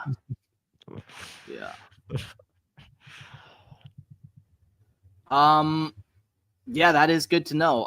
Well, what other relations do they have to things in the galaxy beyond just eating them? We'll find out. To most of the galaxy, the Slaugth are myth, boogeymen, whispered about in forbidden texts, redacted data slates. But to the Order of Xenos and the few unfortunate rogue traders, they are festering reality. Their dealings are cloaked in criminal empires, rogue trader networks, and cults of decadence that stretch across the stars. They are not interested in diplomacy or elite alliances. They only pretend to be. When they offer trade, it is poison. When they offer help, it is the hand of mortification preparing the corpse. Those who deal with the Slaugth are soon found changed, hollow-eyed and addicted and useful. The only true relationships are with the dead and dying, while chaos and tyranids, even the Necron, consume or corrupt through spectacle and force. The Slaugth infest the intercities of the Imperium, the decadent fridges, the shadow courts, and the planetary underbellies. They thrive in the cracks left by overextension and rarely confronted directly. Most Xenos empires ignore them, and few realize the depth of their reach. The Slaugth have enemies, they are silent, and if they have allies, they already are in your house, and they have plans, you already are part of them. Yeah, gross. I don't like them. They're everywhere. So Jordan, maybe they are a galactic player, but in just such a very different sense, where like they are. Yeah, and like they are doing their maximum output because they're not waging war in the similar way that we are. This is how they do the galaxy dirty. Yeah, I mean, it could be they sort of have enough foresight to realize that they don't want to overdo it. So they Yeah. just their consumption and what they do is just subtle enough that it's not a big enough problem to actually be pursued by anyone. They don't want to Yeah. acquire too much Yeah. attention. A lot of criminal operations actually do that too. Sure. Like they Yeah. avoid the eye of the law, so they'll like play nice as much as possible. Like they'll be the most cutthroat, ruthless people you'll ever meet, but they avoid too much attention on purpose because obviously that's bad for business, right? It Yeah. makes it hard Yeah. to do what you want. Dylan in the chat asks if they're Nurgle's heralds. I don't know. I don't think so. I don't think Yeah. that all species. Obviously, there's the overlapping theme of rot and decay, but I think this is in a very real sense of like when things rot, maggots appear, societies rot. These guys are causing that internal rot, Yeah. but not in the mystical sense of like Nurgle involvement. There's nothing that really ties metaphysically with Nurgle, I would say. Yeah. Zach like- also, or sorry, yeah, go ahead. Maybe like just if there was like, you know, we are tying races to gods, like Harud would be a way better example of Nurgle's heralds than these guys, in my opinion. But yeah, and I don't think that all species need to be necessarily tied with exactly. Yeah. Zach also in the chat there says they are very much giving me Gene Stealer vibes. Yeah, and in the way again, like that whole like insidious nature of infiltrating society. But they come out with like a crescendo, like by the end of it, you know it was a Tyranid cult, if you let it go on too long. Whereas these guys prefer to let things kind of collapse and them to disappear without you ever knowing it was even them at all. Yeah. But yeah, very same infiltration of society vibes. Yeah. All right. Well, we'll get to the last. Do you want to talk about representation at all, or? Oh, yeah, I suppose. Sorry, I forgot those guys. Yeah, models and minis. Do you guys have any ideas on how you would use either of them? I mean, they'd be pretty easy to do. Just find any kind of robed or cloaked figure. You could use Gene Stealer model, like cultists with like hoods. They wear flesh suits, so any model could really be them. If you wanted to get crazy, you could like sculpt a mass of like worms, like you see that image with the hooded head with a bunch of worms coming off the face. Wouldn't be the hardest sculpt job, but if you know you wanted to go farther with get it, some green stuff and just start kind of drawing lines. Yeah. Yeah, and like we've talked about different scales of like where would we find them? Like obviously we don't find these guys in like epic scale fighting titans. Like this is like Necromunda hero level. So you'd only ever have to make one, maybe two of these guys if you were doing ever minis and stuff. So yeah, I think Christian, doing your way, find a robed mini and do your darn best to just green stuff some maggots on them. Yeah, Lupercal says Nazgul conversion, and use Watchers. You know, the cloaked figures. Yeah, all of those are good options. I think the Nazgul are better just for size. You know what? The Watchers are so small. I know, but like, does it say they'd blend in with the human society? But there's short humans. Sure, and I guess like they're a pile of maggots. Maybe they start off small, only 50 maggots, and get many more, and yeah. I think any of those are suitable options for sure. Sure. Yeah, very cool. Rules once again, you would probably just use him as a hero upgrade in Necromunda. Maybe he's like your warlord or something, kind of behind the scenes, but definitely some one-off type character. Yeah, for sure. Yeah. All right, you want to go on to the next one? Yeah, the Sslyth. So just as mentioned, I definitely went farther than should have when reading or writing about these guys. They were so cool, man, and they have a cool model. But you never really get much on them. So let's see if we can do some justice for them. Okay. The Sslyth are serpentine xenos of vile repute, most often encountered in the shadows of the galaxy's criminal underworld. Known for their service as mercenaries, bodyguards, and assassins, These alien killers are valued by rogue traders, pirates, and the depraved Drukhari alike. To most Imperial citizens, the Sslyth are little more than whispered rumors, inhuman shapes seen lurking near slavers' cages or veiled monsters attending to forbidden auctions. Their allegiance is fluid, dictated only by the weight of coin or cruelty, and they're utterly devoid of loyalty or conscience. Though not a spacefaring species in their own right, Sslyth infest the hidden corners of the galaxy, brought to new worlds by unscrupulous xenos traffickers and heretics seeking their unique talents. They are abominations in the eyes of the Imperium, deemed a clear and present danger to mankind. The Inquisition mandate extermination on sight, for to tolerate the presence of the Sslyth is to invite venom into one's veins. Efficient, brutal, and alien to the core, these serpents are predators with no homeland, only prey. Yeah, cool. I haven't pulled up a picture of them, but I'll do that right now. They're very cool looking.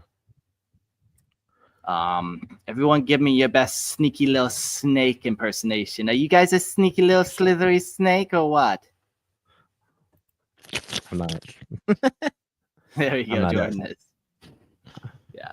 I These guys decline are your offer. sweet. If you're looking at them, they have mucho arms, many arms. Ocho. No, not 4. that many. 4. That's Yeah. not what I said. 8. Yeah, they're very seraph-like, seraphim. Yeah. They're also very much like the aliens that the Emperor's Children annihilated. Yeah. The name is totally. I'm really blanking on their name right now. Help me in the chat. The there. Lear. Yes, The thank you. Lear. Yeah, Maybe the only difference with the Lear is they were more like modified. Like they had different, like actual different casts almost. I think some had, but yeah. Yeah, no, 100%. They're different species. And yeah, the Lear, and some of them were even described as almost like insectoid in their faces. But they had the whole forearms and like serpentine tail setup. Yeah, and then like Fulgrim turns into like something very similar after taking the Lear blade. Like, yeah. Yeah, and then with the Sslyth association, close association with the Dark Eldar, and the whole close association with Slaanesh. Through that, when I first read about the Lear, I assumed they were actually Sslyth until I read farther. Yeah, but they are very cool. And while we're looking at them, let's discuss their appearance and biology. The Sslyth are towering and grotesquely elegant xenos with a reptilian lower body that slithers and coils, propelling them with silent menace. Their upper torsos are disturbingly humanoid, yet unmistakably alien. Muscular arms ending in clawed hands, cold scale flesh, and heads crowned with ridged skulls and lidless glaring eyes.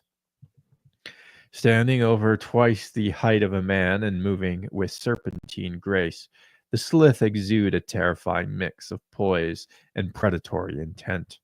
Their biology is as lethal as their appearance. Sslyth possess dual brains, one situated in the skull and the other in the coiled depths of their lower body. This redundancy grants them incredible resilience to psychic assault and rapid adaptability in battle. Cold-blooded and venomous, their physiology is a weapon in itself. They are difficult to detect with conventional auspex scans, and their regenerative capabilities allow them to shrug off injuries that would fell even an Astartes. To confront one in close quarters is to face a nightmare perfectly evolved for murder. cool. Yeah, that's pretty dangerous. Yeah. I can just imagine how quick and just like, you see a snake striking and the only thing that can stop it is a quick cat paw. But the rest of us are fucked. And this coming at you would be so crazy. I was Googling, like, what do you call a snake centaur? And any type of centaur, you actually call it a centaur. And then you will add whatever animal to it, apparently. So if you're doing like a wolf centaur, it's like a wolf centaur. Like it is like that. They do have fancier words, like for a donkey, it's a onocentaur. or a hippo centaur. But fucking who cares? I thought they had a cool word for it than centaur, but there's a lot of these types of creatures for sure. Humanoid animal. Yeah. Also very mythological as well. The snake. The talking serpent. Oh, God. Their powers and abilities. In combat, the Sslyth are living engines of destruction, swift, brutal, and utterly remorseless. They are capable of wielding multiple weapons with expert proficiency, often seen brandishing paired blades and twin firearms, in display of overwhelming martial skill. Their strength is prodigious, allowing them to tear through ceramite and bone, crush through bone with ease, while their flexibility enables them to strike from impossible angles. To be surrounded by Sith is to die screaming, your limbs torn asunder by scaled monsters with no hint of mercy. What makes the Sslyth truly formidable is not only their physical might, but their tactical awareness. Their dual brain structure permits them to process battlefield information with terrifying efficiency, coordinating strikes with deadly precision and anticipating the movements of lesser foes. They've been known to operate in cohesive hunting pairs or as silent sentinels for high-value targets, reacting to threats far faster than most can draw breath. Against the Sslyth, brute force, courage are not enough. Only overwhelming firepower or the Emperor's mercy offers salvation. Yeah, cool, man. That quick, like, they know what you're gonna do before you do it, and they're just reacting so quick, man. It's almost foresight, but it's just reaction. Yeah. In the chat there, Dylan says it feels Arabic somewhat, kind of djinn-like, and Purge says, so we have Murlocs and the Nega from WoW that use guns and switches. Yeah, not wrong. He also said that granted Nega are mythological creatures.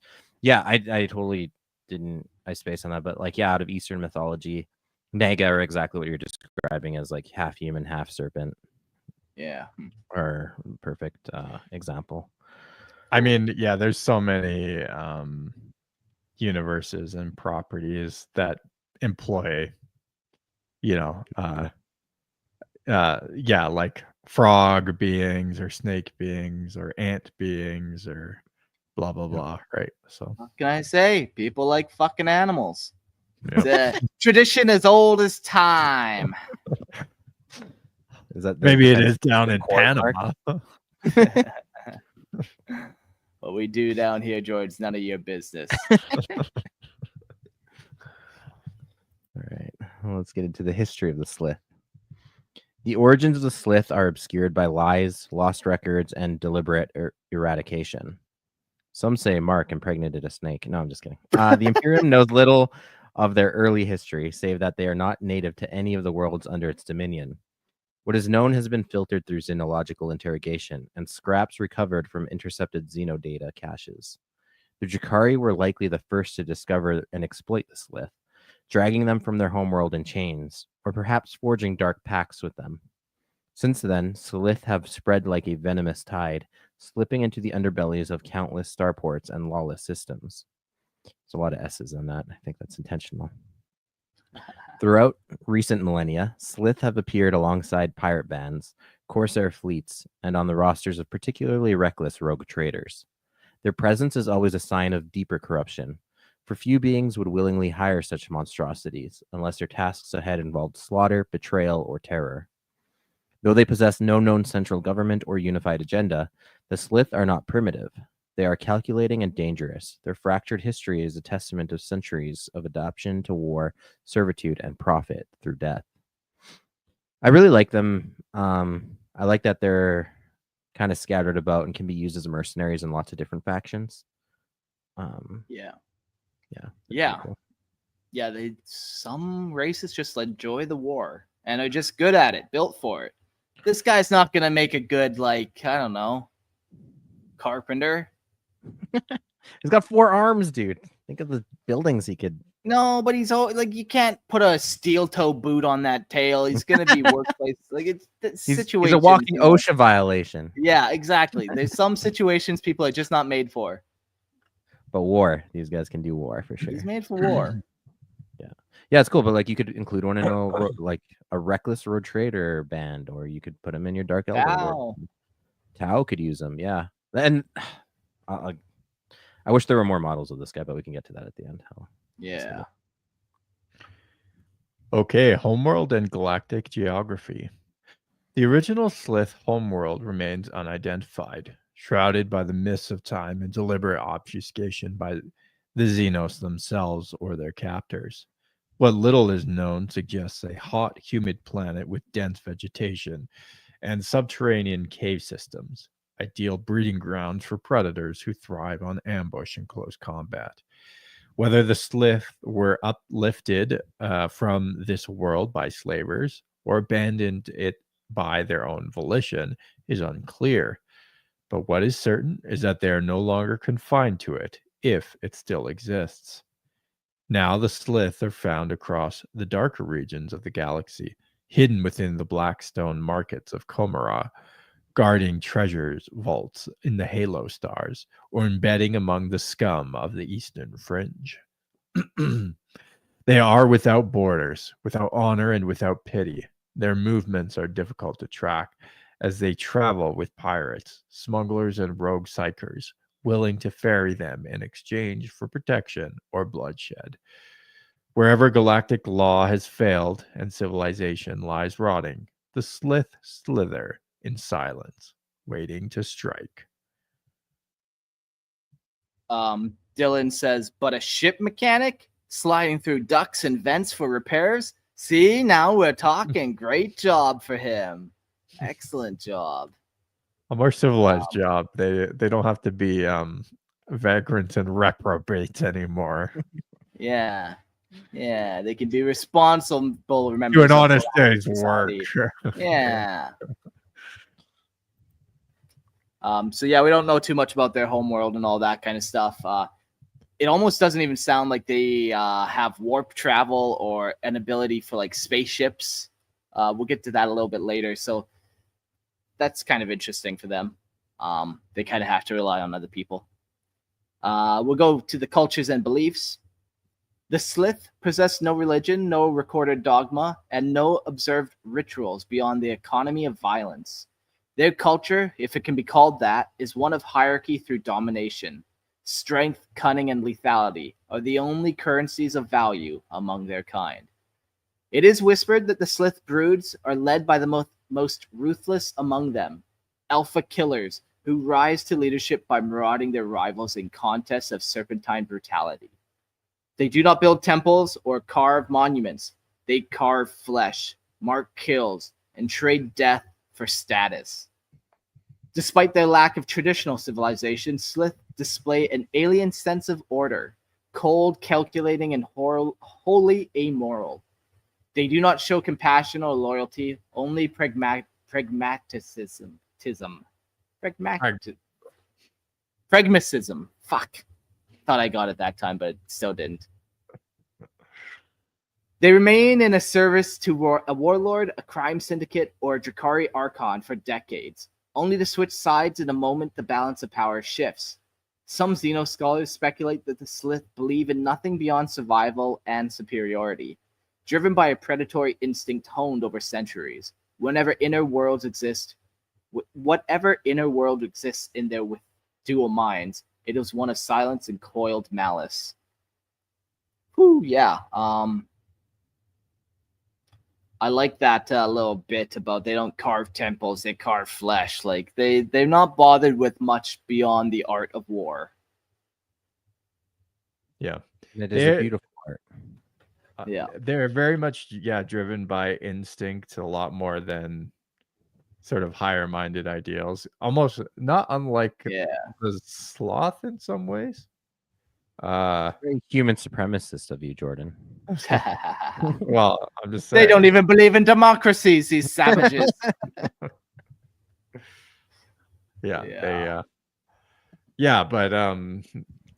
it's just like where like the Slaugth, they're sort of driven by hunger. The Sslyth are just kind of more driven by instinct.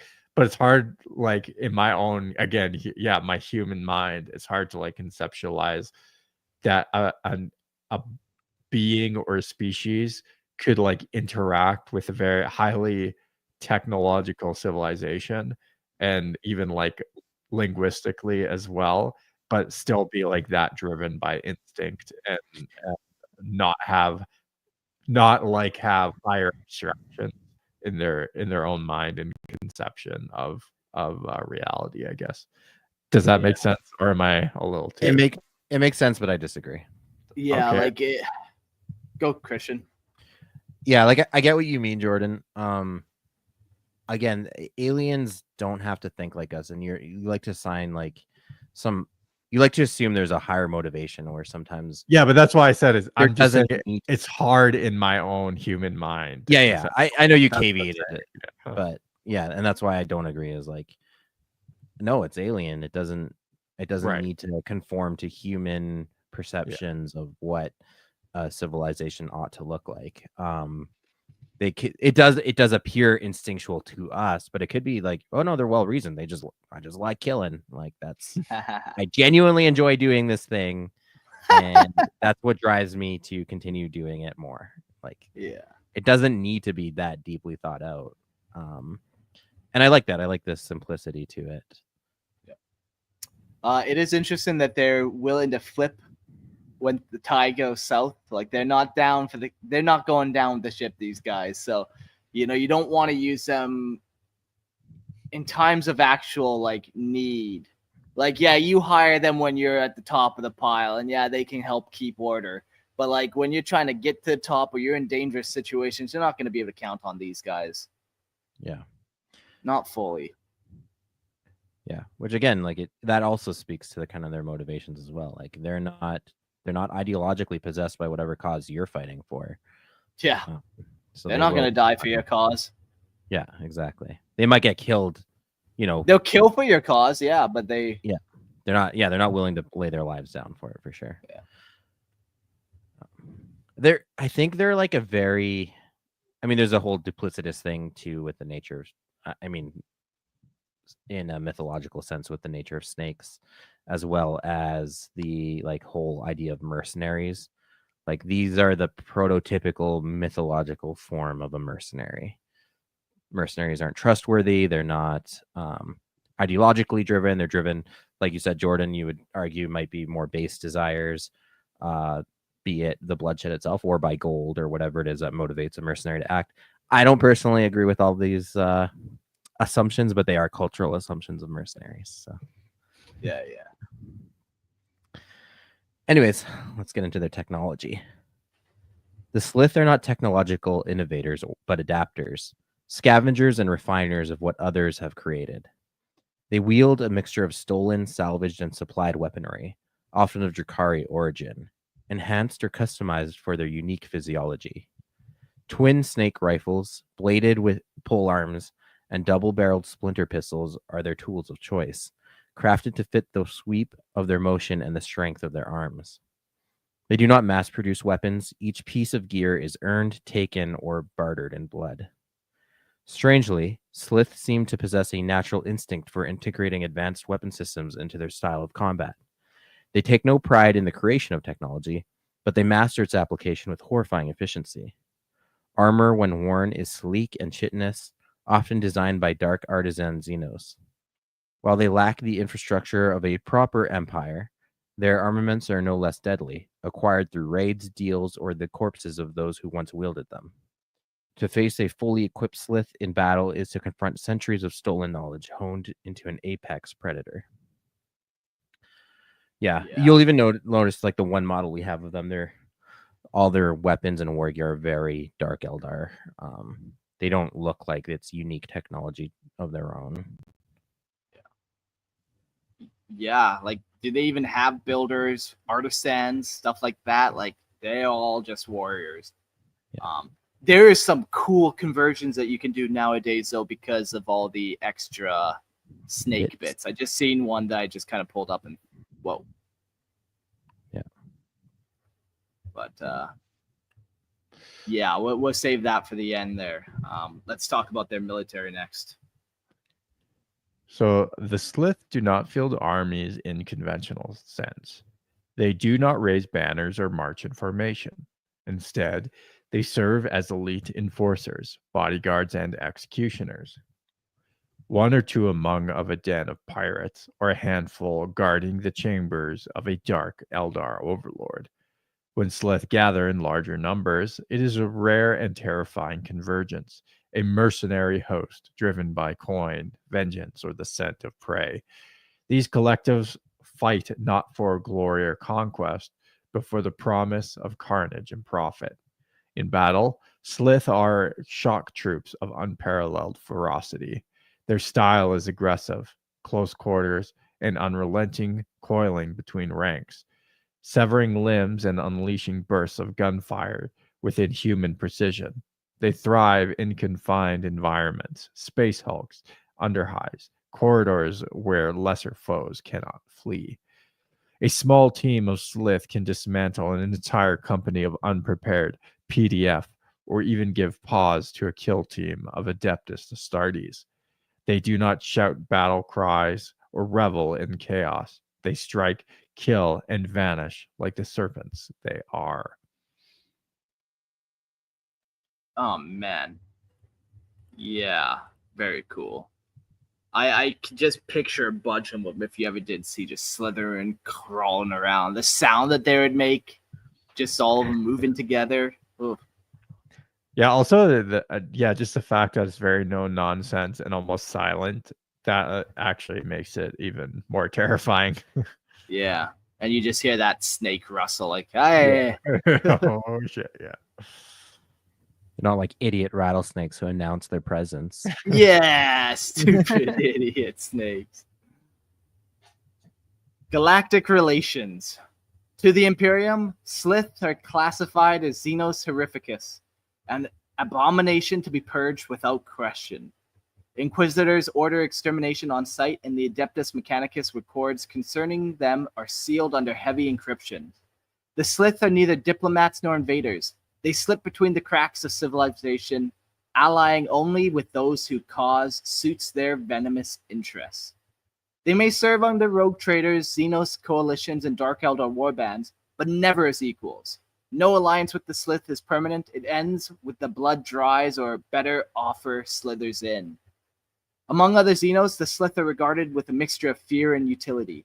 The Tau have employed them through fringe contracts, but even the water caste avoids prolonged exposure. The Drukhari are the most familiar with the Sslyth, often using them as bodyguards, executioners, and executioners within Komorra, though even they do not trust these scaled mercenaries. The Sslyth are tolerated only so long as they remain useful, and they are all too aware of that fact. They do not need allies, they only need contracts, silence, and the opportunity to strike when the galaxy turns its back. Fucking tight. Honestly, I wish I was a snake fan. Like, you know, some people really latch on to certain animals. I wish that was me and snakes, because fuck, look at these conversions, man. Don't they make you want to do a bunch? It's like the Daughters of Cain with incubi on top. Yeah, So no, cool. I love them, honestly. I think they're really cool. And that's my biggest gripe with them, is that there's only one official model.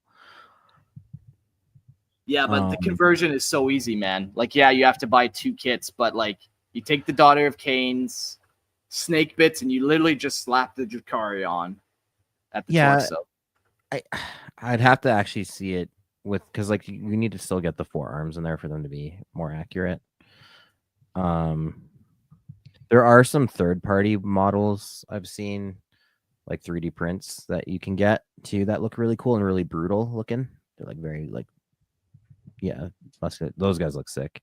Those using guys like crazy Eldar helmets and things.